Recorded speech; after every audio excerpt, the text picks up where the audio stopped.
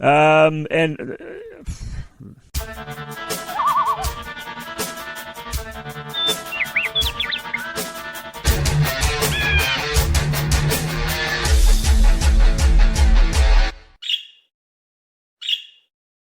Okay, do it again. no! You didn't do the whole thing. Okay, yeah, because you interrupted me.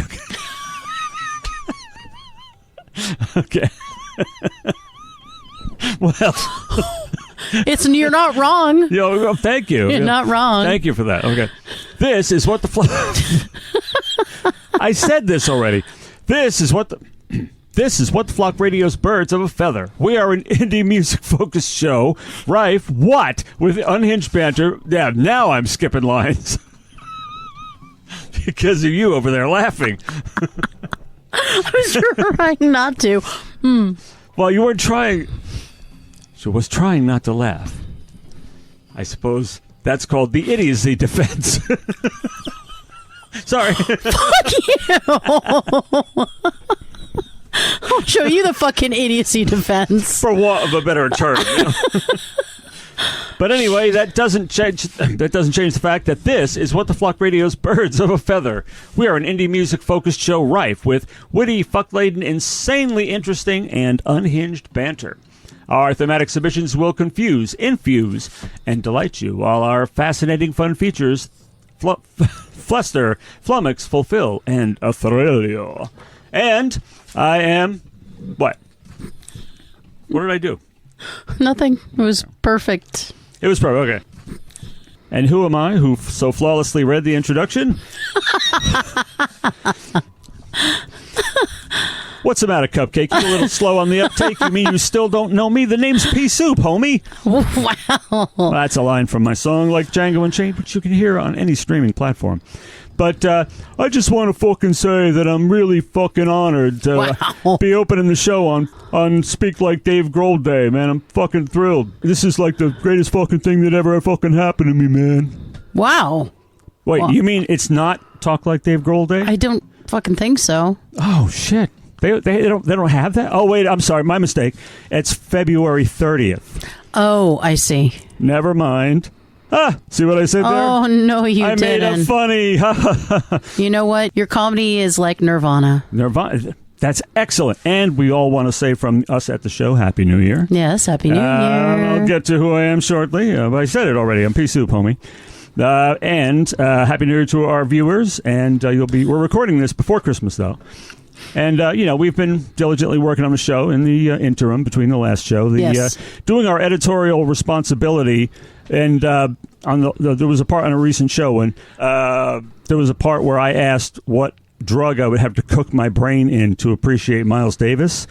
And the reason you never heard that is because I did my diligence and got rid of it. So you will not hear anything about that. That's good, because it was bullshit, and it would be very, very upsetting, very disturbing to our listeners, very disturbing to people who have a brain. Yes. Yeah, all that kind of stuff. Come on, where's your holiday spirit here? We just had our holiday meal. We've got our beverages, including curdled nog. So we don't have curdled.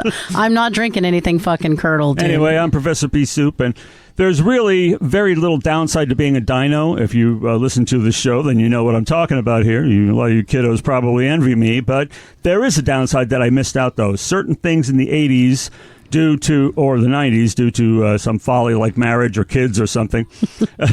Some kind of... that little thing. Limbo years, but He-Man, Skeletor, I only know about Skeletor from, like, Instagram. Yeah. Right? And that whole till we meet again thing, I feel like I've missed out. So before you start to envy me, don't be too jealous, because you have your little things that I might have missed. Yeah, that's right.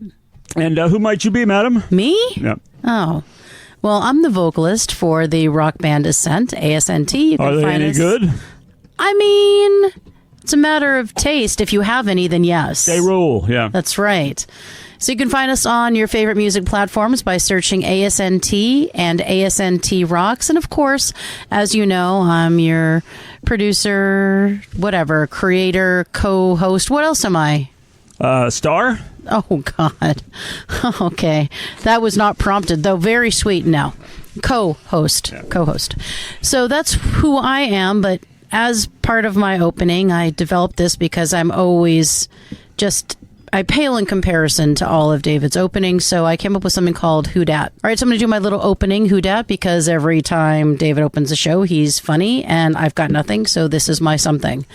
And I try to see if I can maybe confuse him, delight him all at the same time, and maybe make him look super, super knowledgeable on music because he is. And every time we do this, I swear to God, he always surprises me. If he doesn't get it right, he is right within the ballpark, and that's insanity. This one may be a little difficult. I have not done, I don't know what she's talking about. I have not done that well. That's not true. No. That is not true, Farouk Assault. But anyway, so here we go. Are you ready? Yeah, I guess. I was the youngest solo artist to have a #1 on the Billboard Top 100. I was 13. I helped populate the Moog synthesizer. I was the first person to own the EMU emulation, the early sampler rather, in 1981. I rallied for MLK's birthday to be recognized as a national holiday. I won 4 Grammys in mostly the same categories in 74, 75, and 77.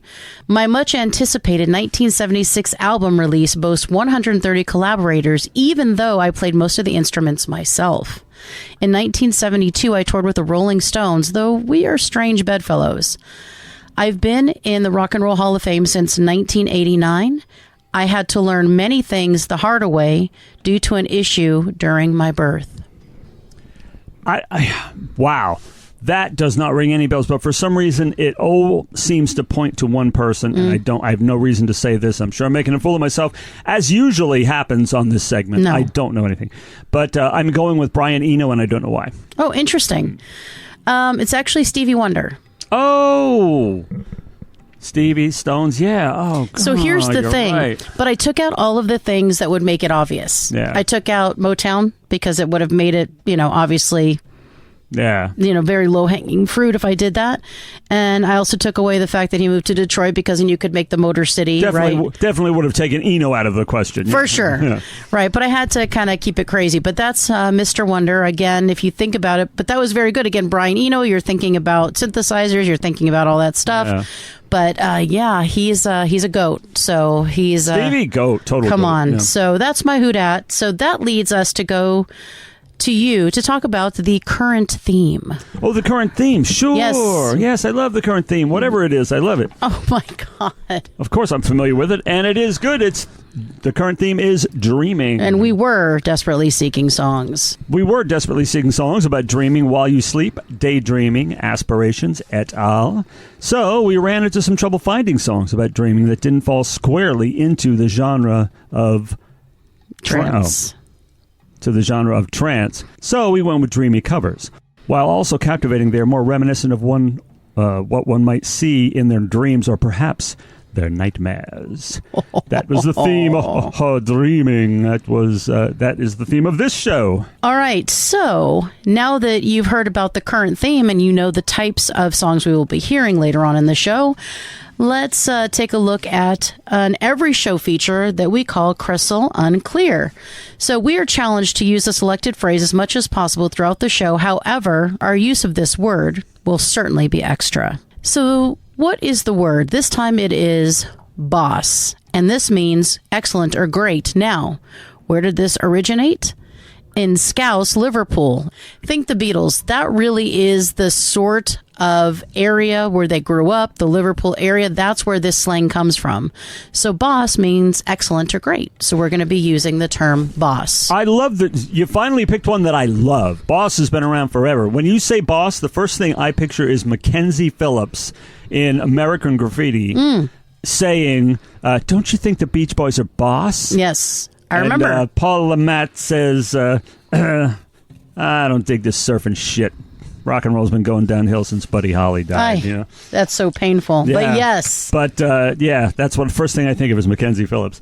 Absolutely. So boss, you got to write it down. That's remember? an easy. Yeah, we need to post it. We need to post it. Don't we have any orderlies here? Come on. Where's our intern? Yeah, don't we have an intern? At least one intern. Can you get us Post-its? Hang on. Can you get us a Post-it, please? No, I had to make the 4-course holiday meal myself. Oh shit! What? Did you fire our intern? I decided we couldn't afford an intern. Fair. Free is really pricey. How did I do? Great. It was great. Thank you. Just where are the Post-it notes? Yeah. All right. So now that we know that boss is what we're going to use today as our slang from Liverpool, now I'm going to do my feature, which is Herring It Plover and Plover is what I chose. Nice. And for this feature, we discuss the most covered musicians. What's the song that seems to resonate with artists and fans alike? Why does the song have such staying power, and what is behind its seemingly universal appeal? This time, we're going to talk about Eleanor Rigby. I love this song. This is obviously a Beatles song. All right, so what we just did is what you said we were going to do. So we treated this like an indie song. We went and listened to it so we can talk about it. So you actually listened to me for that? Oh, my God. I'm sorry. I wasn't serious. Oh, you weren't? No. Fuck. So the results of our listening party, I will tell you. So listening to this, and of course, it's talking about kind of the human condition, right? I look at all the lonely people, right? So we look around. I don't know if you ever do this, people watching thing, but sometimes I'm just sitting around waiting, right? And instead of staring at my phone endlessly, I just look at the people around me coming and going and talking and laughing, shopping, whatever they're doing. And I just wonder, how is their life? What is their life about? What does it look like? And I do wonder if people are sad. And sometimes you can see the sadness on their face, or you can hear the sadness in their voice, right? So it's always interesting to me. So when we're talking about, all the lonely people, where do they all come from? We all have that capacity in us to be lonely, right? So there's something about that being stated over and over again that's really powerful. But then, we talk about weddings, right? There's a talk about weddings. These are just things that are normal, right? Waiting, looking out a window. And again, it just kills me. Father Mackenzie is doing this. He's giving a sermon, and no one's there. No one cares. No one's listening, and I think we all feel like Father Mackenzie sometimes, like no one's listening to us, even though we're giving everything we've got and we're putting everything we have into it, and then, we talking about Eleanor Rigby, right, who dies in a church and was buried along with her name, and nobody came. That's like, it's so painful. So, it's one of those things where there's so many things in this song that are so powerful. And the last thing that I keep thinking of is no one was saved, right? Because this person is there giving his life to try to save others. And at the end, no one was saved, not even Eleanor. So it's just this beautiful song with these strings that just kill me. They're just beautiful. And the thing is it's not wholly a ballad. It's kind of a mid-tempo thing, which I think is also kind of brilliant. And this song, as we mentioned before, obviously has been done, 131 times. What I didn't share is by the likes of Ray Charles, Tony Bennett, Aretha Franklin, The Four Tops, Vanilla Fudge, Jackie Wilson, Alice Cooper, Joan Baez, Diana Ross and the Supremes, Kansas, John Denver, and the list goes on and on and on. Wow. It's just one of those songs that I think really reaches people on a very deep level. And for me, every single time I listen to it, it's very emotional. Wow. What do you get from this song? Well, the song is, it's unique in so many ways. You have this Beatles hit. Even back then, it was not uncommon at all for rock and roll bands like Beatles and Rolling Stones to have a string section playing on the song. Yeah. But none of the Beatles actually play on this track. Yeah. It's all strings. Right. And the string quartet just given a bunch of sheet music, said, okay, blah, blah, blah. They just played the song. But it's so powerful, and I always kind of look at it as, okay, Eleanor Rigby's not an actual person, but they're in their own little quaint way trying to get you to look around for Eleanor Rigby's in your life that you can actually get to know and help them on their way or something like that. But right. Or maybe you see yourself in this song. Yeah, you know might what see I mean? yourself in the song. You might see somebody else say, wow, I get to, that person probably needs a friendly gesture of some kind. That's right. I agree. But they're not talking to you and me, of course. We're very friendly and outgoing people, and that by nature. I just think, loneliness is something that no matter how surrounded you are by people, at some point in your life, we all feel lonely. And hopefully it's transient, even if it's just for a moment. Loneliness is something that we all know. So when we think about that, when we think about this mythical Eleanor, or you look at yourself in the mirror and you say, I am Eleanor, loneliness is a real thing. So, I think this bears this moment where I say, if you're feeling lonely, reach out to somebody, who you trust, who you care about. And obviously, if you're feeling like hurting yourself, please reach out and get help for that too, because loneliness is something that can really get to us, and we really need to make sure we're taking care of ourselves. So especially because it's a new year and a lot of things happen, we make a lot of resolutions and we start to maybe get down on ourselves a little. Please give yourself grace, be kind to yourself, and take care of yourself. And just remember that we want you here. We need you here. So stay. We need you and every other Eleanor. That's right. And we do care. So. That's right. The next time you hear the song, listen carefully. If you can distinguish whether they're saying, look at all the lonely people, where do they all come from? And be sure that he's not saying all the lowly people. I think he's actually saying lowly, Interesting. But, not that would change much of anything. But, I thought it was lonely. Yeah. I always thought it was something lonely. in between. I've wondered about that my whole life. Yeah. How interesting. Well, I'll have to see what the lyric police say, because there's so many lyric sites out there. I wonder if they all say the same or if they're all different. Oh, some of the ones that come up, even on the official sites, are embarrassing. So interesting. Well, we will take a look at that. And actually, speaking of taking a look at things, we're going to take a look, or listen rather, to our first band, Death Doula. Now, I want to make sure that I give credit where credit is due. This band was actually introduced by Bruce. Oops. Bruce said, hey, I've got a band for your show. See if you like it. And I did like Death Doula's song, Disembark, from the album Love Spells. This is alternative art pop and dream pop. They're from Portland. And by the way, their Love Spell EP was released October 2024. Okay, so because I had trouble finding songs about dreams, it was very hard that weren't trance songs, as I mentioned, or as you mentioned, rather.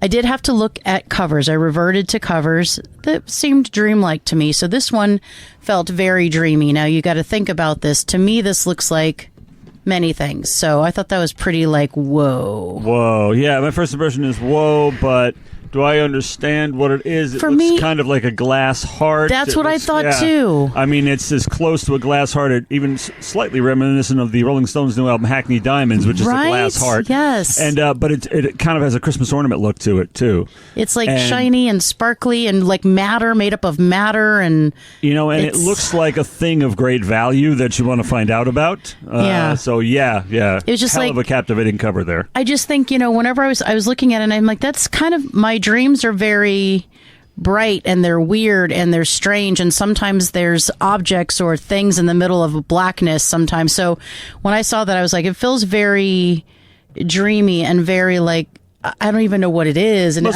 must be great to dream about such things. I dream about a lot of things. I mean, snakes and zombies get old after a while. They do. Yeah, I find that as well. So this is kind of dreamy, and it kind of put me in a weird space, and it made me think of a heart, like a weird, definitely, maybe even like a steampunky heart. I don't know, but anyway, I loved it, and that's how we got to kind of take a look at this a little bit more, because again, Bruce mentioned it, so I went in my research, and actually it worked, and that was amazing. So we're going to be listening to one track from that EP. If you like what you hear, we hope you'll go pick it up at Bandcamp. You can find Death Doula on Bandcamp as well.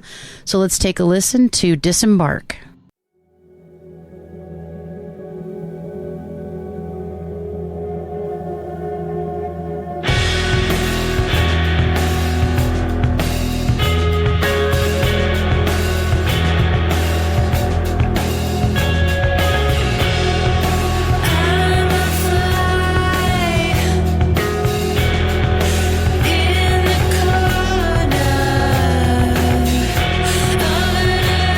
Of an elevator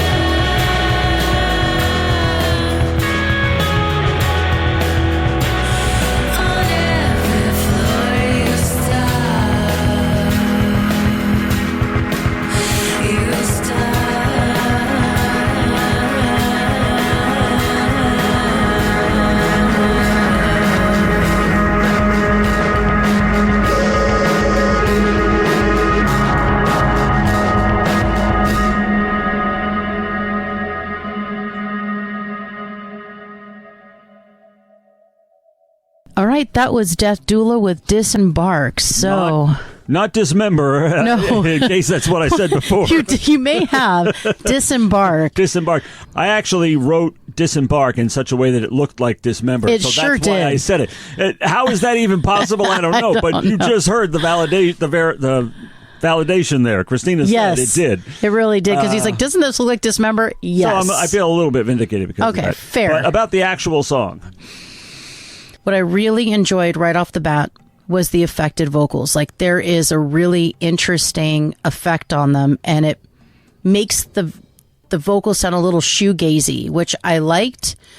Not lo-fi, but shoegazy in that way, where it's not right up front. It's a little lower in the mix, a little muffled, but to perfection. I loved it.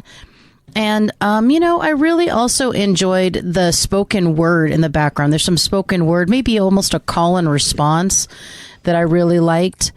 And, I really loved through this entire thing, there is this rhythm that is just giving from the really honestly, from the onset, there's this beautiful rhythm. The bass is electric. I mean, holy shit on the bass. And then I love this, what I think is a bridge, right? There's a bridge where, they just really break it down. There's no vocal there. And oftentimes you have vocal in the bridge, but I like that this was just a time for the rhythm section, again, to really, really shine. And that's not to say anything about the guitar and things. I'm not saying that wasn't wonderful as well, but I really connected to the rhythm. What about you? Well, unfortunately, I vaguely recall mentioning during the opening segment of the show the limbo years that I wasted in with marriage and childhood and child raising. During that time was when there was a great onslaught of female singer-songwriters and female-fronted bands like this, sort of a little bit industrial, a little bit grunge. Yes. Unfortunately, I missed a lot of that, and I have very little point of reference. I always equate everything to garbage or something like that. But you know what? There are a little garbage-esque, the way that she delivers the lines. I did actually hear that this time. If somebody got massively involved in Blondie at certain phases, you might even get this kind of music. Because it's very avant-garde. It's very experimental. It is. Well, I love that. As having a structure. It's art pop, which is perfect. It's danceable if you're half dead, No, I mean it sounds like a Living Dead dance sort of thing. I love it. No, it is. It's a great dance tune. It's a great club tune. It almost feels gothy. Don't you get that a little bit? I feel like I got dark gothy, which I liked. It's interesting being totally blind about this act, which was recommended, as you said, by Bruce. Yeah, Sense Bruce. Who's, as you know, the advisor to the show, yes. tech consultant to the show, and number one fan. That's right, exactly. He fills all those. He wears all those hats. And so this band, I don't know how long they've been around. I don't know anything about them. It's the first time I've ever heard of them. I've made many whimsical attempts to say their name tonight and not been correct, as well as the name of their song. But no, honestly, it was so. I was not expecting by just the presentation of it, the title and the song title. I was expecting more of a death sort of a metal thing. Sure. But this is it's very. I don't know how long the band's been around, but it's very assured. It is masterful, or maybe it's female fronted. It's mistressful. I don't know, mistressful. But it is very. It's confident and assured. And whether it's new, whether it's a debut, or whether it's a veteran band. It's so gripping, and it's the kind of thing that I lament missing. Is one of the downside I mentioned to being a dino is missing a lot of this sort of stuff because it blew me away. I loved it. Absolutely. I love that you loved it, and I think that Bruce understands what we like, and we like a lot of different things. But the second I heard this, and I heard, again, I only listened to 15, 20 seconds, loved what I heard, and it really, really is powerful. And I don't know if they're new. If they're not new, I'm really pissed off. You know why I'm pissed off? Because they don't have as many fans as this kind of talent warrants. So I need you to go follow Death Doula, listen to their stuff on Instagram at Death, D-E-A-T-H, Doula, D-O-U-L-A, band. And you can find them obviously on Bandcamp and buy all of their stuff. Buy their EP that is called Love Spells. This may be their debut CD, I don't know, but October 2024. So this is brand new stuff from Death Doula. So from that, now I'm going to kick your ass in various songbirds. At least I hope I am. And about Dithul, we have done our humble best at promoting them. Yes, we will continue.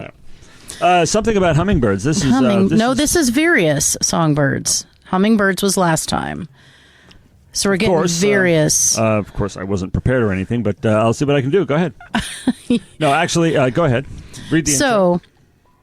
For this feature, what we do is we come up with song lyrics, and we try to stump each other in a head-to-head battle. So we will read a few lines from a song, see if the other person can figure out who it is. And if not, obviously what we earn here is bragging rights, and the other person leaves with their head hung in disgrace, which is it's amazing. The sort of high stakes we're used to. You know? Yes, absolutely. So, actually, you go first this time. What? The ever-loving? Okay. I know. All right, this time, as I sometimes do, I'll have to mess with the phrasing and recite it in a very erratic way. You will. You remember, like... Same here. Yeah, sometimes that is necessary. Not at all to make it more difficult to solve. No, Cookie, not at all. I just want you to have some satisfaction at catching this little cotton ball and not having it be too easy. My God. Where it was like meaningless. You know? Cotton ball my ass again. I don't want to cheapen it. I don't want to cheapen your inevitable victory. You don't want it to be cheap and easy. Yeah. Okay. Your inevitable victory should not be cheap. Oh, my God. I mean, it shouldn't look cheap. Oh, my God. All right. So what do you have for me? Hit me with your best shot. I got a new life. You'd hardly recognize me, I'm so glad. How could a person like me care for you? Why do I bother when you're not the one for me? I got a new life. Hardly recognize me. It's almost unfair to put it that way. Okay. Yeah, it's not right. I got a new life. Wait, let me read it right. I got a new life. You would hardly recognize me, I'm so glad. How could a person like me care for you? Oh my Why do I bother when you're not the one for me? Is enough enough? I tacked that last one on to make it super easy. Oh my God, I know this song. Shit. I immediately recognized it, but for some reason I'm not thinking of what it is, and it's going to make me really sad. I hate to hurt you like this. You know? I thought you'd certainly get The Sign by Ace of Base. Oh, I got a new life. You would hardly recognize me. I'm so glad. Recognize me. I'm so glad. Because I thought you loved it. I don't. Okay. No, I know. I You know, know I I know don't. you don't. All right. But well, you know what? shit. If I may say, anybody who doesn't like this song, whoever that person might be, all I can say is, no one's going to drag you up to get into the light where you belong. Okay? Yeah. No one's going to do that. If that's where the light is, I'm out. I'd rather be in the fucking dark. Carry on. All no right. one's going to drag you. You know? That's good. That's excellent, because they would have to drag me there. They would have to. All right. So here is mine.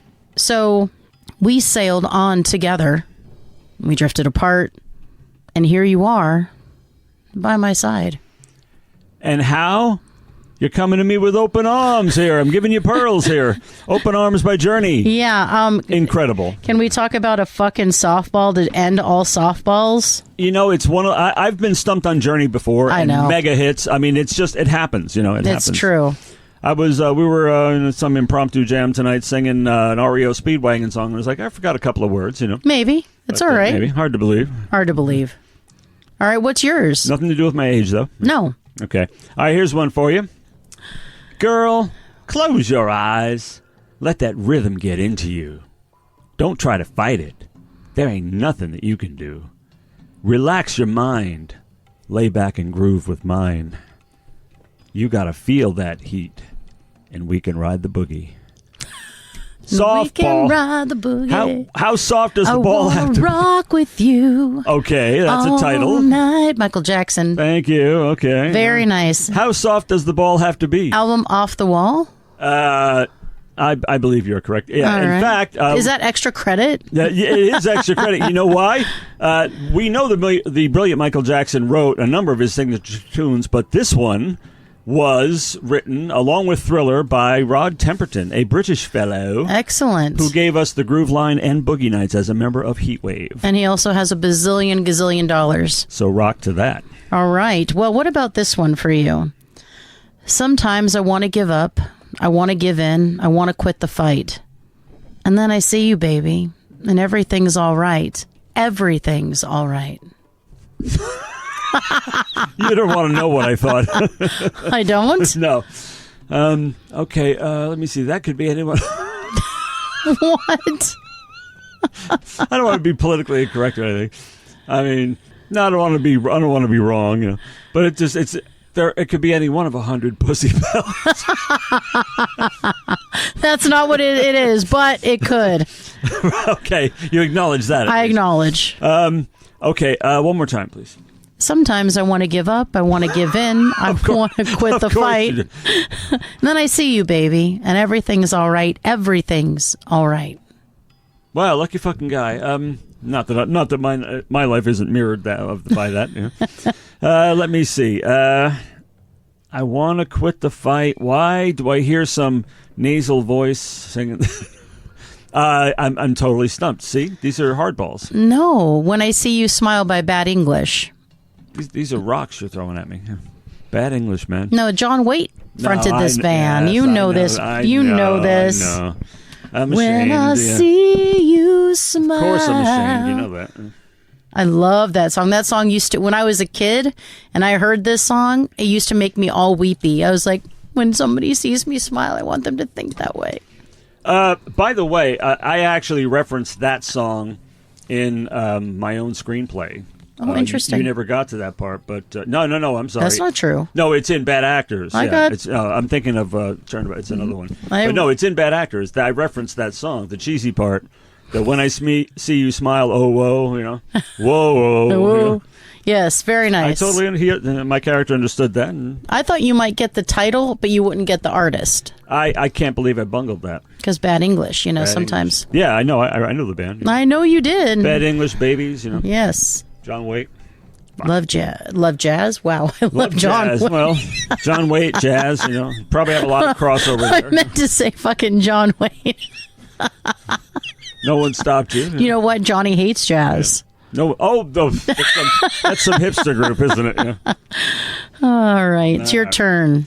All right. Well, my advice to you is contained in this lyric. Move yourself. You always live your life, never thinking of the future. Owner of the Lonely Heart by Yes. Move yourself. Yes. Hell yeah. Yeah. I mean, that was a cotton ball. It's a cotton ball, and it's one of those things that I'm truly leery of you if you don't like that song. You know? Wow. Yeah. I mean, that's a powerful statement, but yeah. All right. Ready? Here's mine. For what? Okay. Consider this: the slip that brought me to my knees failed. What if all these fantasies came rolling around? So somebody has a slip and they trip, and fantasies whirling, coming around. That's so shit. That's like so 70s too, you know. It's probably not, or she wouldn't say it, but you have about 14 seconds. I'm searching. I'm trying to that imagery. I'm trying to. Somebody must have used that before. Consider this: the slip that brought me to my knees failed. Consider this. Who would say that? Shit. I'm gonna loathe myself. You are. Yeah. I loathe myself. Go ahead. It's REM, Losing My Religion. Consider this. Oh, the no! slip that brought me to my knees failed. What if all these fantasies come flailing around? I mean, yeah, I've heard that. I've heard that one even joked about. You know, consider this, you suck. Oh my God! All right. But you're laughing at my singing. I'm like, I'm not singing full out, man. No, I'm laughing at the notion that somebody would write "consider this" to REM speed. I swear, folks, he hasn't been drinking. I swear. You know, REM Speedwagon. Well, I said jazz for John Waite, so you know that one. It's time for me to lose my religion. You know, it's just like a crossover hit. I have heard that one before. No. All right, REM. But you know, the reason is we were in an impromptu jam before. I mentioned this. We were singing REM. Sorry. Oh we my were saying God! REO Speedwagon. I can't help if these guys don't know how to name bands. You know, we were singing REO Speedwagon. Oh my God. I just have to remember the cookie. REO Speedwagon. Ario? Yeah, that song "Time for Me to Fly," wasn't it? Yeah, REO, but you said Ario, I like make you aria. laugh. I make you laugh, but you make me cry. I'll make you laugh. And You make me cry. I believe it's time for me to fly. It's an oldie, man. Yeah, we were doing that earlier. I didn't know my place, and I was trying to sing high, and it was terrible. All right, it's your turn. See if you She's can like, stump don't me. remind me, dude. That's not what I said. See if I can stump you. That means it's my Yeah, turn. let's try. Oh, shit. Oh, yeah. When was mine? Now. Oh, REM, yeah. Yeah. Not REO. Not REO, not the Oreo. Still no. I totally blew that one. That was hilarious. Okay, all right, I've got one for you. Okay. That's as soft a ball as every other one tonight. Mm-hmm. And this one comes in the form of more advice. Great. If you don't like the world you're living in, take a look around. At least you got friends. You see, I called my old lady for a friendly word. She picked up the phone, dropped it on the floor. Was all I heard. What's so damn funny? I know. The was all I heard. If you Let's don't go like crazy, the world we're living in, Prince. say, live and let die. You know, I could never hear the part. But You meant to say is all I heard, right? But you wanted said to sing. like an asthma attack. It was slightly dramatized, like all of it. You know. Love it. All And, right. You know, I could never hear the part of the song where he says, "Let's get nuts," and not picture Michael Keaton egging on Jack Nicholson in Batman. You know, Oh, boy. with those words. Let's get nuts. Which, of course, Prince music was featured prominently in, although it was years after Purple Rain, Well, yes. and is joked about in Shaun of the Dead. And my pity, you have in abundance if you don't know that movie. All right. Well, what about this one? What one? Getting over all the time I had to worry, leaving all the changes far behind. We relieve the tension, only find out The Master's the name. master's name. It sounds like one of those total mass retain situations, you know. It's like the kind of witch where a seasoned witch is. No, wait, that's a different song. Anyway, that sounds like Close to the Edge, but wait, only to find out the master's name. Close to the Edge by Yes, yeah. Yes.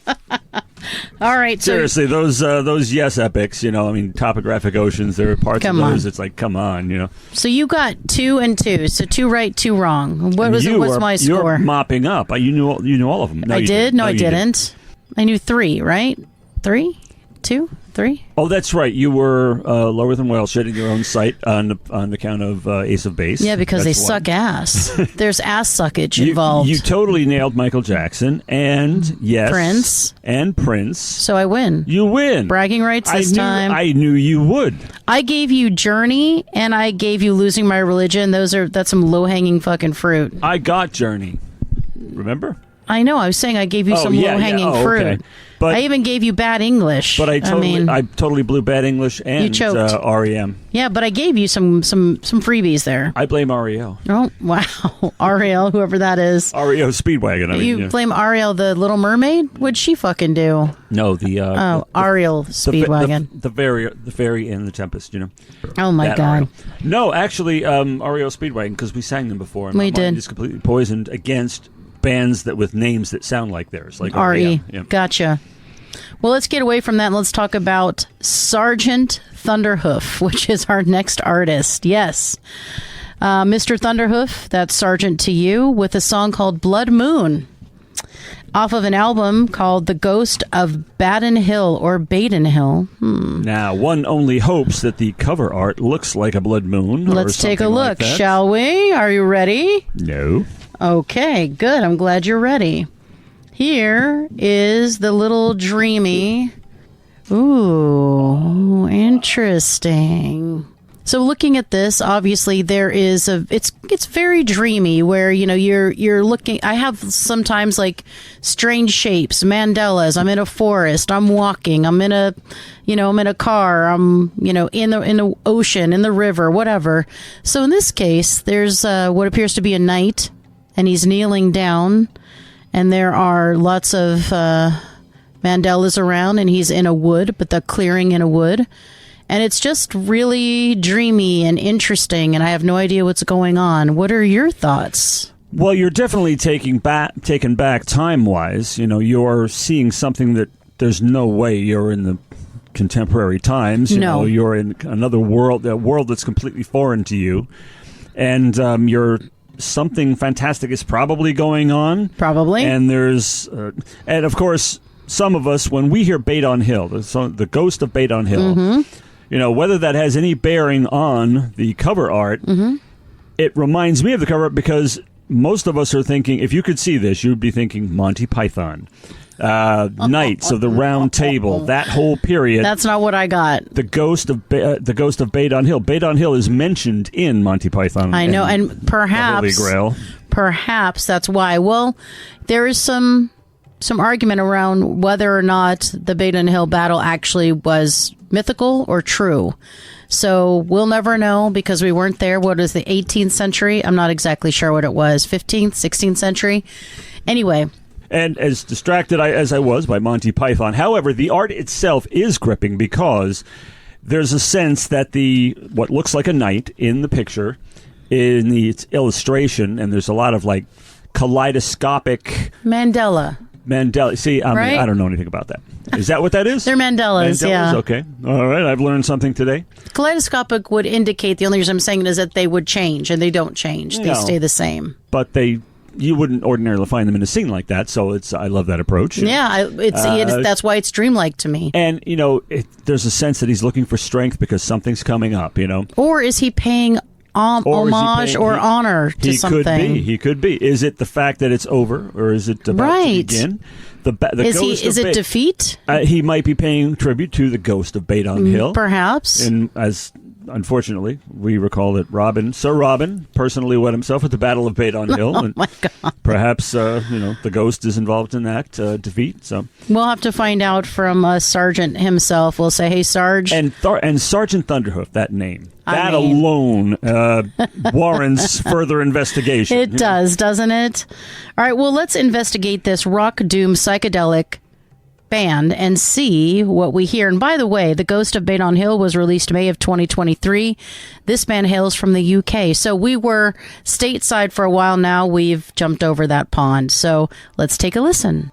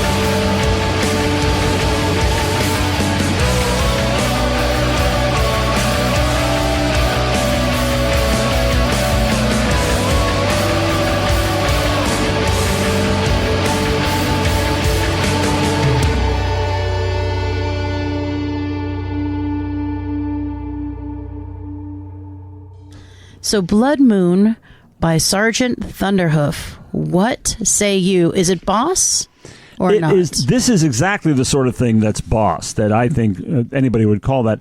It's funny because with a sort of a whimsical, comical type of name that you might sound like, it's like Chickenfoot, you know? Sergeant Thunderhoof means business, but you don't think so just from the name alone. Blood Moon is a serious thing. The cover is serious, of course, despite the little Monty, and the fact that they're from the UK is almost certain that it's a deliberate Monty Python nut. Although it was a real battle, though. Yes, so, but they probably do get the connection. Well, now remember, I said earlier, and I did make sure that I was correct, that the Battle of Benham may or may not have been real. Some are saying that it was not real; it was fictitious. So Robin was there. Okay. All right. But it starts, though. It's loud and it's hard and it's very down, very minor, very doom, you know. Yeah. For a little bit, however. For a little bit, yeah. Yeah, it does not lock you in to where it's okay and I'm dead by the time it's over. It's has a little bit of a reminiscence to me of the 80s, 90s, like Tony Martin era type Black Sabbath thing. Well, there's a vocalist who has a really strong voice, but it's clear, but it can also do gravelly, like your Ronnie James Dio's or something like that. Which he did at the beginning of every line. Yeah. Maybe, you know, I mean... But it goes along like that, and you kind of think you know what the song... You got figured out what the song is about. Right. But then it becomes this kind of like ethereal, floaty part. Yes. And then there's a great... guitar solo at first, which is like a masterpiece of minimalism. Yes. No overplaying whatsoever. I'm like simplicity in perfection. In perfection, exactly. So many people would mangle such an opportunity, you know. But it does get progressively more intense, too. And more progressive. Yeah, I feel like it does, a lot of prog in there and a lot of psychedelic. And I what I really like is, I like that you said that his voice is clear. I thought it's a lovely voice. He's got so much control. He's got a beautiful register, but you know he can just wail. He can go really high. And then he did showcase his really low-end vocals. Like he went lower register. Loved both of them very much. Yes, I refrain from using the term register. I've given up trying to pretend I know anything about singing. But no, it is. And it still retains, it has chainsaw guitars and it's not afraid to use them. But then, you know, you're battered and you're buffeted for a while with the guitar thing. And but after the break, the riffs, they're not as doomy as they were before. It's something, it felt there's more positive. There's a resolve is what it is. Yeah, there's a resolve. It felt a little more positive to me. And the bottom drops out, and I'm sorry to have to say theatrical. I always apologize for that. But it is kind of, which is great. And there's this plaintive part, you know, but then it gets layered and layered. More crunchy guitars, more vocals. Yep. More, they could be synths or guitars, whatever they are, but it all builds into this really fantastic thing, a real extravaganza, and I don't know what to say. This is a powerful track. I don't know if all of Sergeant Thunderhoof's songs sound like this, but this one is alone enough to impress me, where they're very serious. I don't care what else they do. I take them seriously because this is fantastic. It's a really great track. And the thing is it's a longer track, but it doesn't feel long. It doesn't feel like it's like a 6.5, 7 minute long song. Was but it is. Really? I mean, I sat to it for the first time and I'm thinking I'm not noticing, wow, this is a long song. Yeah. But you're right, you know. So it's really, really nice. And I really love at the end, you know, normally I don't like it when people use nonsense words or just like la-las or whatever to excess. I thought it was beautiful here, and then there was that harmony at the end. I don't think, anyway, that they were actual words he was singing. Maybe they were, but I loved it. What a great way to end an amazing track. And if you would like to hear more of Sergeant Thunderhoof, you should find them on social media at Sergeant, Sergeant, Thunderhoof. And you can find them on Bandcamp, as I did, and buy their music. Right on. So it is your first of two features. Some bullshit that I'm not trying to hear? Well, there's a little bit of a problem with that. Oh, interesting. I have no idea where my phone is, so I'm afraid I'll have to pass on the features. So carry on. I'll just wait till you find your phone. Okay, hang on. All right, and I seem to have run out of excuses to not do the feature. And indentured servant that I am, I still... she's making faces over here. What the fuck? I still at least get to choose my features. And this you time, have choices, man. I do have some little... I have a little bit of... Freedom? Bit of totally, you know, the bare minimum necessary juice, but, you know... Anyway, so I chose a feature known as Hawking Their Wares. Yes. It's a good one. Yes. It is. I always like this feature because, I don't know, it's just it's a subject that engenders passion. In fact, well, what is about this feature? For this feature, we discuss bands or artists that license their music to sell products. Did they sell out, or was it a perfect pairing? Now, I've never been particularly keen on the selling out idea. Anyway, I'm not either. It's called selling out. Yeah, it's not boss. No, I don't see things as selling out very often. But anyway, this evening's intellectual intercourse involves the bridging of two. That's a real phrase. You know, it's funny. I thought I made that up, and it's actually, you find that shit on Urban Dictionary. I thought I made that up. Anyway, this evening's intellectual intercourse involves the bridging of two worlds, one of which means nothing to either of us, and has never caused the needle on the interestometer to deflect even slightly. And the other is something we find endlessly fascinating and jump up and down about like the kids at Christmas. So these two things came together somehow. The former being football, that's right, I said it, and the latter being kick-ass classic rock.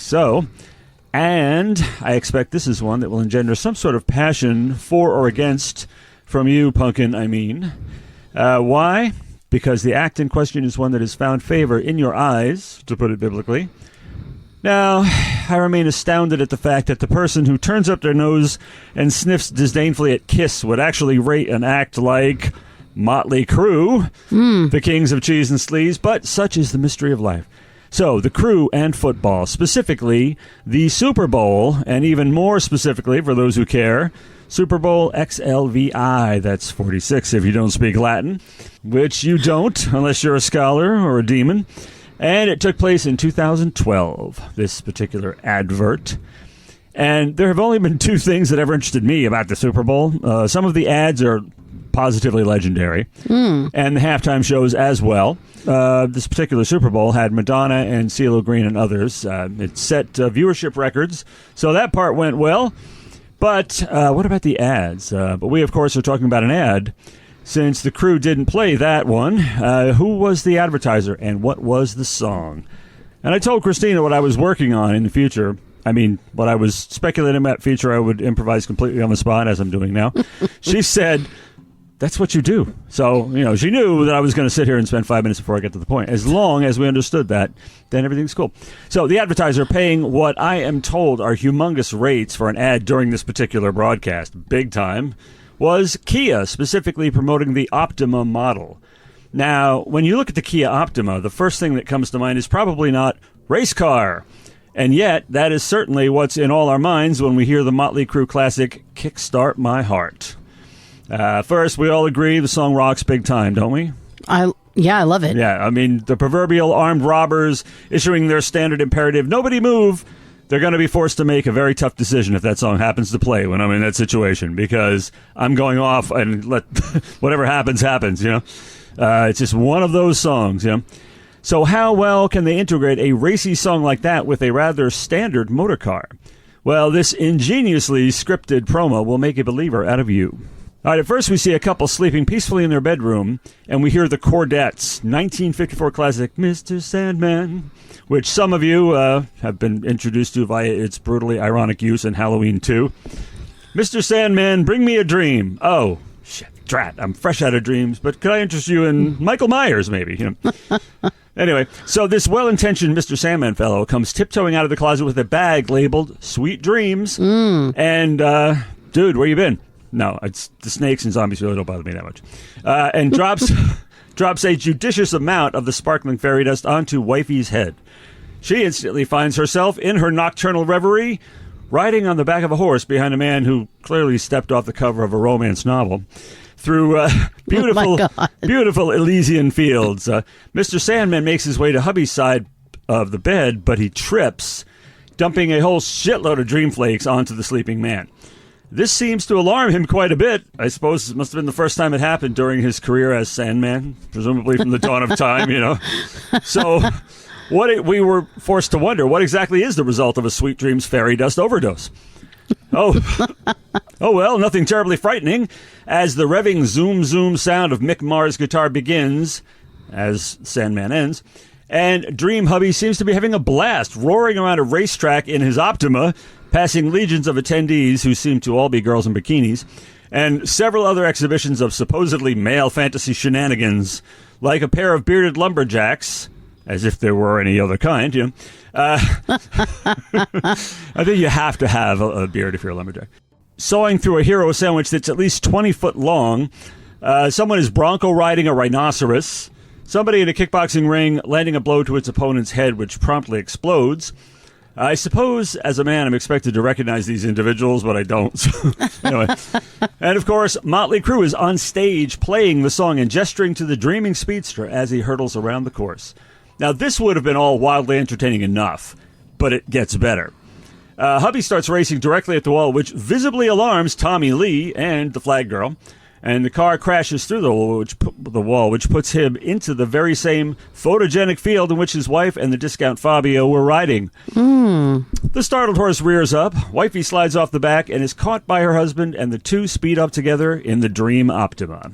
You know, this is the sort of commercial that I think anybody, even a bitter old curmudgeon like me, can nod their heads and say, that's what the fuck I'm talking about, you know? But one of the questions of the feature was it a sellout or a perfect pairing? As far as I'm concerned, not only is the commercial a gem, but the pairing is pitch perfect as well.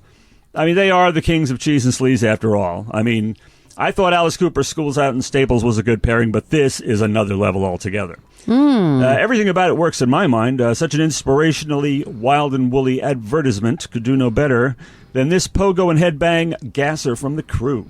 And seeing them play it on stage rather than just have the song in the background while all the other madness occurs really makes the point more abundantly clear. Although, honestly, this is one concept that even on paper would have cried out, yes! So what say you? Okay, so first of all, let me just go back to the beginning, and then I'll get to the commercial. I never said that Motley Crue was an upstanding, amazing, not cheesy, not overdone, not over dramatic, not over glam band. All I've said is I like their music. Well, that's all I'm saying. They're less ridiculous in every way than Kiss. At least they actually looked pretty when they got all glammed up. Your folks never looked pretty. And they just looked ridiculous and that kind of thing, you know. So I don't get the Kiss thing. I get the Crew thing. So the thing is, for me, when you sell out, that's when you give up your principles for money. But how does a fan determine that an act sold out? Because if I have a song, for example, let's say, and I know you don't like this song, but stay with me. If I have a song called Imagine that's supposed to be about peace, and I sell it to sell a product, like imagine this refrigerator in my house, that's selling out to me. Oh, all right. That's not what that song is for. So if I go, well, now I can say, you know, it's supposed to be about peace, and it's supposed to be this really deep meaning. Imagine there's no religion, you know, imagine there's no whatever. And now I'm like, imagine there's no refrigerator.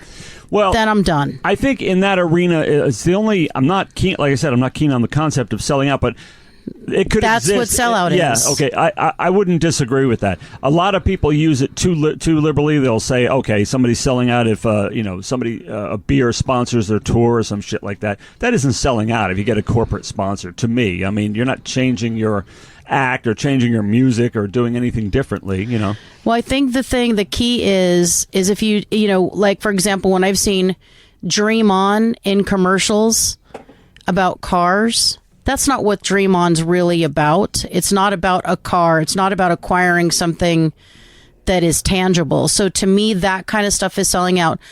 Kickstart My Heart says, when I get high on speed. Top Fuel funny, car's a drug for me. It's about fucking cars. Yeah, that's what I'm saying. So that's not a sellout. The song is about cars. Yeah, I mean, and chicks and you know, a that racetrack. shit. You know, I mean, whether. Ooh, are you ready, girls? Are you ready now? It's all about chicks and cars and speed. So that song is perfect. Yeah, it's like the song was made for the video almost. I mean, they complement each other perfectly. So selling out, for example, a Sense song Last Night is about domestic abuse. Now, if I use Last Night, if I sell it and it's about a party, that to me is selling out. Oh, It's nothing about a party. Another example I would totally. That's what selling sign off out on, is. yeah. So that's what selling out is. Selling out is not, oh, I am trying to make money off this. If Kiss wants to sell their shitty music and make money and people want to buy their shitty music to try to sell their shit, or Kiss wants to put their shit on a condom or put their shit, on a butt plug, I don't give a fuck. So it's different. So that's what a sellout is to me. So I don't think they sold out. I think they actually did exactly what they intended to do with their music is, look, I want to get people rowdy. I want to talk about cars and chicks. And then Kia said, you know what? Let's capitalize on that cars and chicks thing. Yeah, there's no disconnect there really at all between the commercial, the promo, and the song. Not at all. None, No, I have no issues with that. Selling out, I think, is when you are trying to make money at any expense. And for those of you who don't care about either, the song predates the Super Bowl by decades. Oh, yeah. So, I mean, the song has been around forever. Everybody knew it. Everybody, it was established. It's a rock classic. And they take it and they use it in the only way that makes sense. It's almost written for it. I mean, they could not have. If they said, "Can somebody write a song for this?" It couldn't have been more perfect than this. And they've got the chicks, the half naked chicks, the hot chick getting the cars going on the race. I mean, it was perfect. The use of the song when the song starts, everything. I mean, I think the commercial's stupid, but. It's speaking to the audience. You just reminded me of something I was going to say that I forgot to say before the feature ended. Exactly that. It takes wit. It takes a keen wit to be that stupid. Yes, I agree. It's like quite a few episodes of Beavis and Butthead. It's like it really takes a lot of intelligence to be as dumb as that. And this commercial has made it. Now there's extras thrown in there that Motley Crue, I'm sure they never envisioned. No. Kickboxing and riding a rhinoceros, a bronco riding a rhinoceros. Well, and also a huge sandwich. I mean, like, a huge sandwich. It's just let's throw all the guys like this dumb shit out there. And but it's done in such an amusing and good-natured way. It's very silly, funny. It's supposed to make you go, "Oh my god!" Right? But right now what they're envisioning. This anyway. Whoever these people are that created these advertisements are like, there's a bunch of dudes sitting around drinking, watching this shit. Going, girls, yeah, man, Motley Crue. It was perfect. Whether or not they're going to want to buy a fucking Kia later, I don't know. But Kia is not a highly priced car. So are they reaching their target demographic? Yeah. Probably, it's pretty boss. Yeah. It's pretty boss. I mean, you wouldn't... Yeah, like you said, Kia, I mean... you would not use that same approach. You would not use that same promo for selling a Porsche. A Porsche. Yeah, no, it's not going to happen. It's too lowbrow for Porsche people, but it's perfect for a bunch of dudes. Again, I'm not saying women don't watch it, but a bunch of guys, this is what they're visioning, sitting around, ooga chucking, slamming their chests, right? Drinking beer, belching. This is what they're thinking. They're like, let's go ahead and try to appeal to the lowest common denominator. Being emotionally invested in the game. Yes, exactly. Right? The lowest common denominator who would like this. And I love that song. Do I need all those visuals? No, I don't. That's not how I just like the song and the feel of the song. Do I like the subject matter? I don't give a fuck. I really don't care. But it's not selling out. It's actually smart. See, that's the thing that I always say to rappers what little time they'll ever listen to me. If you're doing rap or whatever, your lyrics better be damn good because the music usually is not terribly inspiring. Unless they sample. But, I mean, rock can be completely carried. Shit lyrics can be completely carried by great music. Yeah. Now, this is not a terrible lyric at all on Kickstart My Heart, but songs like that, it has the same appeal. It doesn't matter. You don't have to be able to relate to it. Right. I don't like that funny cars and all that shit. I don't care about that. No. But the song I get off on. The song gets me, it's great. Me going, And that's what it's supposed to do. Get you riled out, get you revved up, get you excited. And I think it's perfect. None of the stuff they sing about, none of that life on the street, sleaze and danger shit, none of us can relate to that really. No. Personally, on a personal level. It's the rhythm, it's the delivery, it's the gravitas, it's all that gets you, and you just get riled up, and it's fun, and it's silly, and it's loose, and it's perfect because when you're in your car, if you think about the stuff that you blare in your car when you're driving somewhere, it's sometimes some stupid fun shit just to get you going, get you excited, get you revved up, and it's perfect. So no, I don't think they sold out. I think they actually made a smart choice and they cashed in. Yeah, I would say this is a perfect pairing if ever there was one. Yeah, I mean, again, and with Kiss music, I can't think of many songs that aren't worthy of putting in something stupid. Yeah, and selling something ridiculous and selling, I don't give a shit. I mean, their music isn't supposed to be serious. It's supposed, to me, they're a farce. They're I hate to say it. I mean, Spinal Tap's way better, but they're in the Spinal Tap realm for me. They're just stupid. So if they can peddle their wares somewhere else and someone's going to buy it if they put it on like a lunchbox, good on them. I mean, they have got nothing. I mean, they have no pride. They're just idiots. So does it matter? No. But when you have people who are trying to say something and whose songs stand for something and mean something, selling out is a real thing. And I don't think you should do that to your music, because you degrade your music and the fans who love it. And you do it all for a price. And I don't think you should. So you're basically saying that there's probably nobody out there who, if they saw a Kiss song on a really used in a very cheesy way and completely incongruous way on an advertisement, they wouldn't say, wow, I really believed in that song. Yeah, no. They're not going to be like, nobody's saying that. Damn, dude, I want to rock and roll and party every day. I felt that in my gut. That was my soul song. I went to that, everyone's going to be like, fuck yeah. I based my life on that. Yeah, I based my life around that song. They just pulled the rug out from under me. Right, and now they're using it to sell a washer. Yeah, right. Wow. Yeah, so I think that's the difference. So for me, did they sell out? No. The Mountain Liquor didn't sell out, and I don't think Kiss sold out because I don't think it's possible.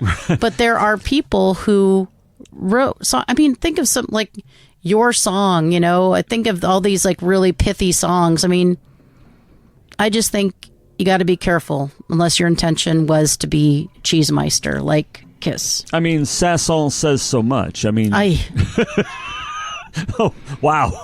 Twisted the knife on that one. It's terrible, honestly. All due respect, but that's pretty awful. Like Hey Hey Johnny that he does, which is about John Lennon.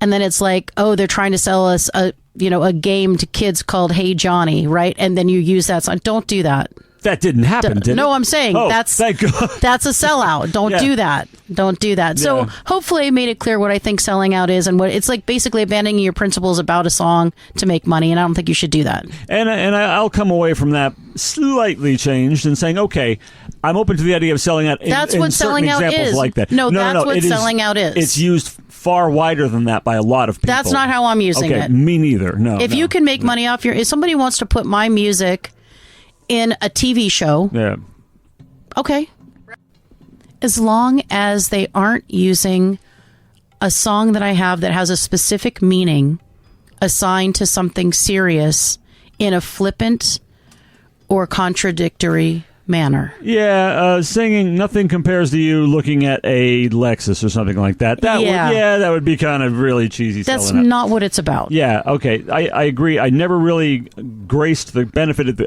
the concept before, but it can apply. Although far too widely used, but yeah, it exists though. But when we're talking about our feature, that's what I mean by sellout. Yeah. So when I'm talking about a salad, it's that way, and there are so many examples of that. Oh yeah, we've had them. We've talked about them. Kills me, but this one is a perfect pairing. Yeah, perfect pairing. Hard to take the Alice Cooper Schools Out Staples thing seriously. Yeah. I mean, did anybody believe the song to begin with? Come on. No, nobody. All right. Well, Cookie, what's next? All right. Well, let's take a look at the next thing, which is another band. So this... Heavy. This is Grundles. Not the Grundles, but Grundles. And this song is Distanced, Far Gone. So distanced, not long distance, but distanced, far gone. No punctuation, just distanced, far gone. That's right. Wow. And their album is Every Second an Ocean. Oh. Yes. Intriguing times, too. Exactly. And their album was released December 12th. So it just came out. So it's hot off the presses. Wow. Yeah. 3 days. But by the time when we're recording this, it's 3 days ago. I know, right? And there are post-punk shoegaze alt-rock. Now, we talked about shoegaze a little bit. Yeah. You're definitely going to get the shoegaze on this one. Very, very good stuff. Love it. And they actually hail from Germany. Oh. So we shall grundle in a moment. But first, let's take a gander at the cover art. Oh, whoa. Okay, what does it say there? It says...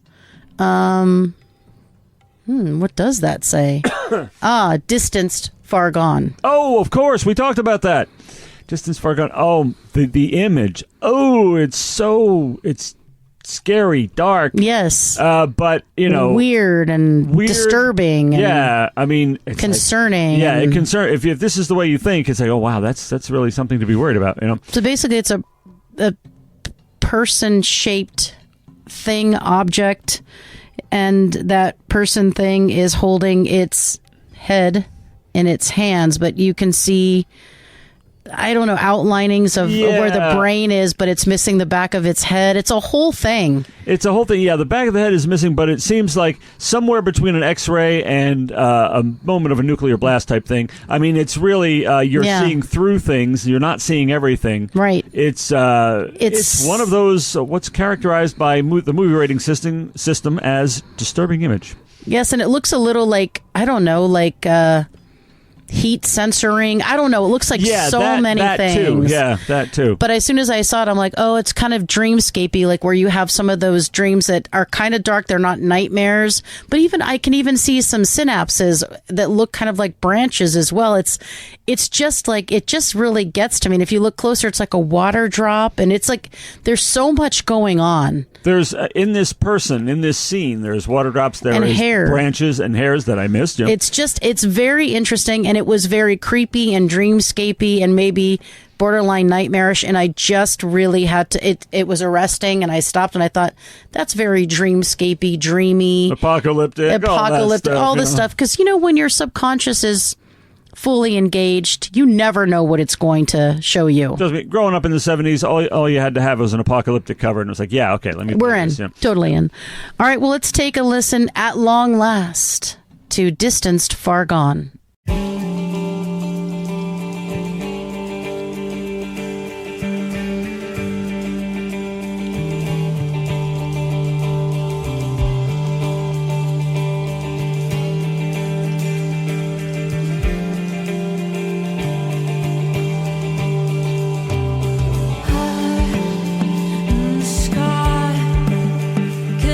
Touch the ground beneath.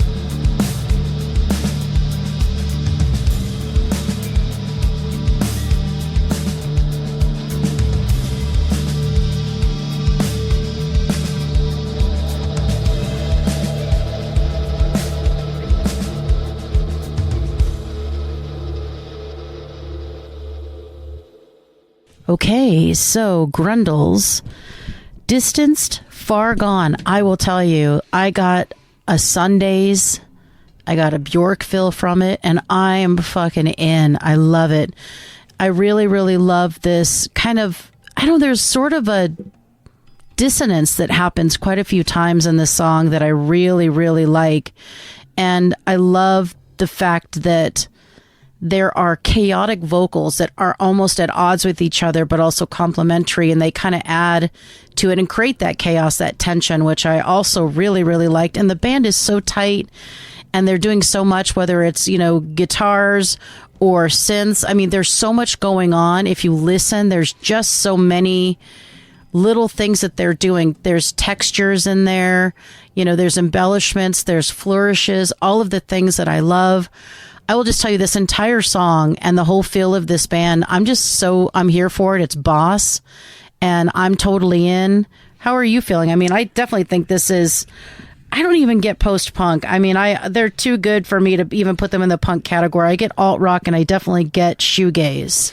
Yeah, but as soon as you said that, I thought, okay, you can't gaze at shoes all the time. And this song, they don't need that much gazing, but this song doesn't really. That's the wonderful surprise about True. it. It is great from the start. I mean, it is classic shoegaze. It is, Yep. alt, new wave, and then beyond, all that. Yes. But the bass driven, like a lot of those things are, and very down, Yes. And then it changes, and there's the the vocal is now much more forceful. Yes. And having gazed a sufficient length of time at the shoes, now there's a neck-snapping look up, and everything about it gets more driven and more elevated, leaves the earth. It's a beautiful thing to see, at least that's what it sounds like to me. And I was very impressed by it. Of course, I'm ready. All right. Yeah. All right, okay. All right, feature indeed. Okay, no token resistance. I'm completely broken. My spirit is completely broken. I'll just do a feature then if I have to. Sounds good. Do a whatever you feature. say. And for this feature, I chose, I was at least given the dignity of selecting the feature, and I picked God. Nice to Tweet You. Ooh. And for this feature, we highlight how band members met. How old were they, and where were they, and was it a chance meeting, or did the rock gods intervene? Well, I know not these rock gods. However, there was certainly intervention in this case.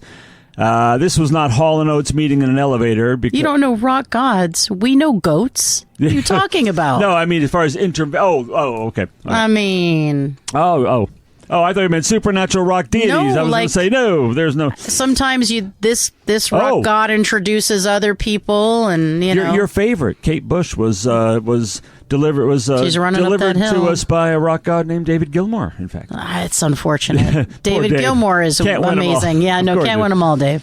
Anyway, but this isn't some chance thing. Hall & Oates, there was a fire and they met in the elevator, whatever the hell that was.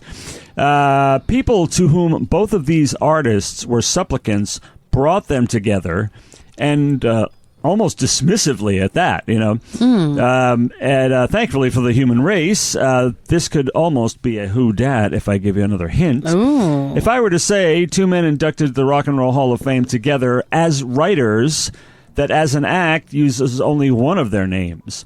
The other doesn't sing or play a musical instrument. So that leads to some kind of songwriting duo, and inexorably to... Who comes to mind? All right, it's Sir Elton Hercules John and Bernie Taupin. Now, despite never having heard him sing or play anything, the general public knows Bernie Taupin. Come on. Almost as well as Elton John, And to borrow the title from his 1973 book, The One Who Writes the Words for Elton John. Wow. Well, here's the thing. It is to Elton's credit, and obviously this book, that we know the songwriters. That's not always it. Sometimes, you'll think, oh, Elton John wrote this, right? And Elton John's always been very clear. I write the music. He writes the lyrics. I'm inspired. It's almost like he's his muse. And like Elton is his muse. It works out, right, where they do that. But it's to Elton's credit that he's actually saying, this is the guy that writes these lyrics. I mean, I think it's very powerful. Yeah, it is. It's absolutely necessary. And, it just makes the whole union more magnificent. It's honestly. Boss. It is. They're Boss. They've always been Boss. Always Boss. But great title, though, I got to say, for the book. I mean, very clear. He must have agonized over that one. Definitely. It definitely sings to you. I mean, it's not clever, but it's It's very deliberate. Well, I mean, at first, when I found out he had a book, honestly, I didn't know. I thought he could have called it, like, Confessions of a Brown Dirt Cowboy or some such thing. Sure. However, that was a couple years before that iconic album, and there's no way to overstate its importance to me in my young life. The 1975 Captain Fantastic and the Brown Dirt Cowboy. I mean, come on. Forget about it. I mean, as I mentioned, I've taken a very long road trip where I had 3 cassettes to listen to, and that was one of them. So it's like it's indelible. It's a good one. Indelible. Welcome to My Nightmare, Captain Fantastic and the Brown Dirt Cowboy, and Edgar Winter Group's Shock Treatment. Those are the records I've listened to for weeks on end here. So, it stays with you. And I only just heard, and this, I appall myself at this admission, but I only just heard the sequel, 2006 is The Captain and the Kid, today. So... At least you did your research. Yes, but I mean, it was worth hearing, obviously. It was fantastic. Yeah. But the book, I guess he thought he'd go the Snakes on a Plane route. Just call the book what it is. I write the word. The man who writes the words for Elton John. There it is. But anyway, so the fateful meeting took place in 1967. Elton John and Bernie Taupin answered the same advert for Liberty Records. Neither of them passed the audition. And Elton told the man behind the desk that he could not write lyrics. So the man handed Elton a sealed envelope from the pile of people submitting lyrics. Now, that would mean I've heard twice that it was sealed, that it was closed, that it was unread. So it isn't as if he was rejected. No. They never even looked. They never even looked, yeah. They didn't bother looking. He opened the package on the London Underground ride home, and it contained poems by Bernie Taupin. And they have collaborated on more than 30 albums since. They took some time off from each other, though, from 1977 to 1979, and Taupin worked with other songwriters, including Alice Cooper, and Elton John worked with other lyricists. However, they got back together and stayed forever and ever. Did they just need a break, or what was the deal behind that? I don't know why that happened. They were on a break? And I'm the last person who would probably know, and I have not heard, though. That's so weird. They just took a break, but it wasn't a long one at all. I mean, as rock music reunions go on, that's 2 years. That's nothing. Yeah. Just so happens he puts out an album every year, but I mean, right. Can't help that. So I just found it. Bernie and I never split up, but we were doing a lot of drugs and drinking heavily, and he was beginning to write with other people, which made me a little jealous. But I decided I'd write with some other people, too. Oh, I see. Being a bitch, eh? Okay. Yeah, a little bit of a bitch. The bitch is back. There you go. Well, I mean, he's so frank about that, though.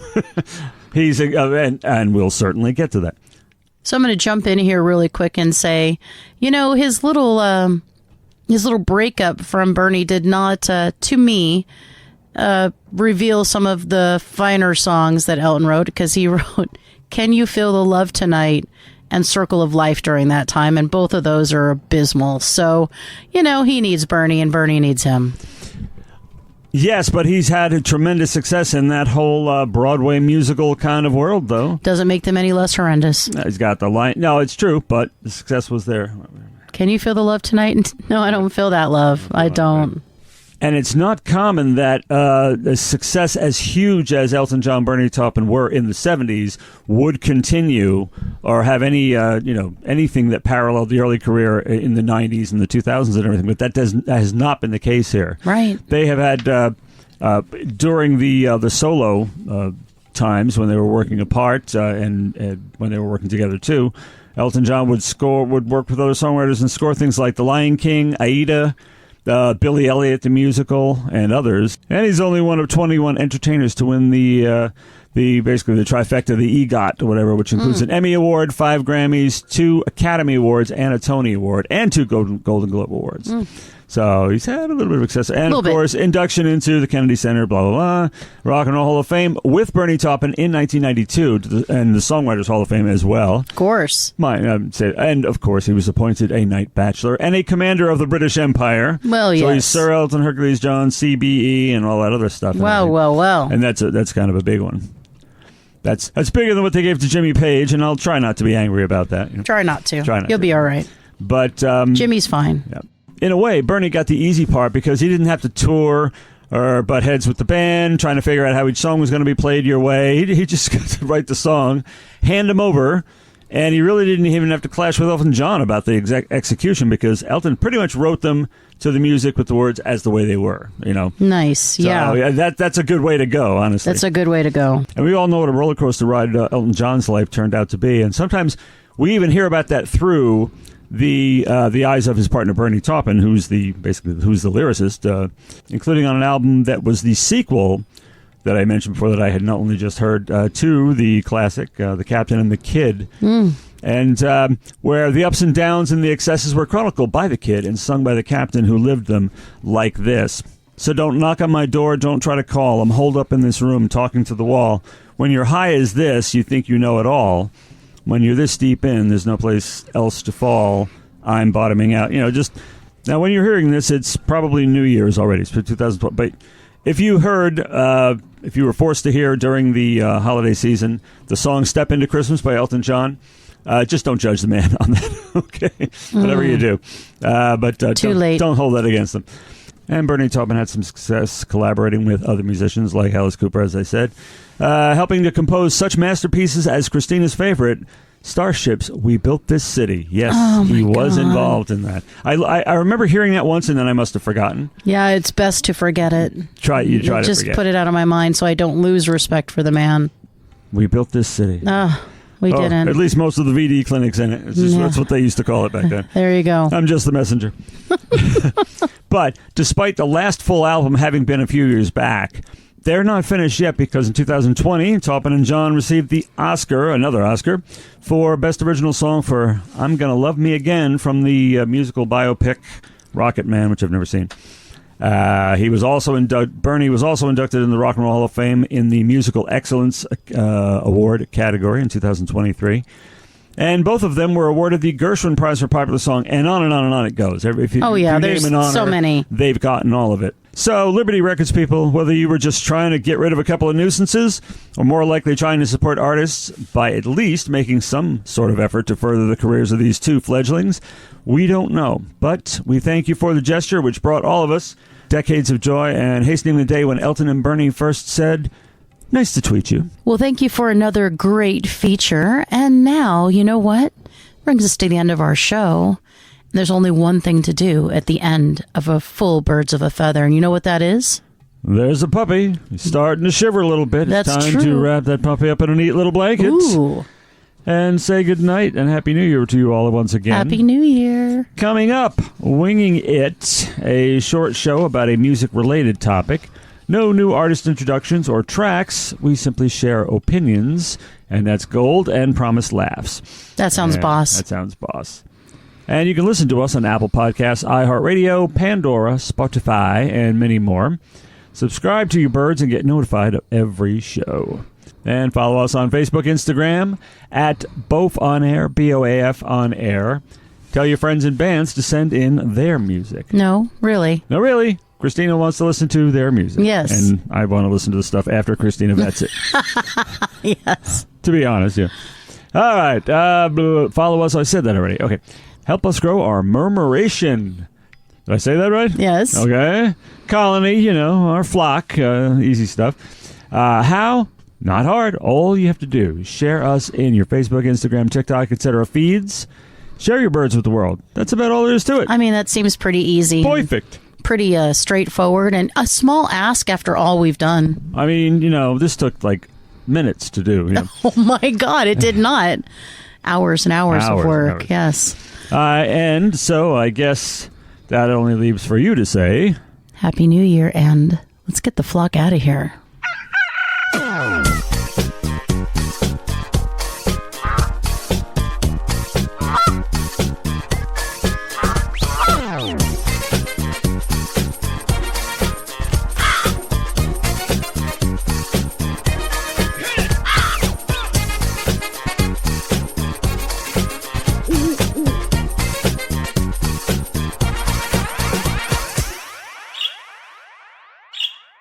This has been Birds of a Feather on What the Flock Radio.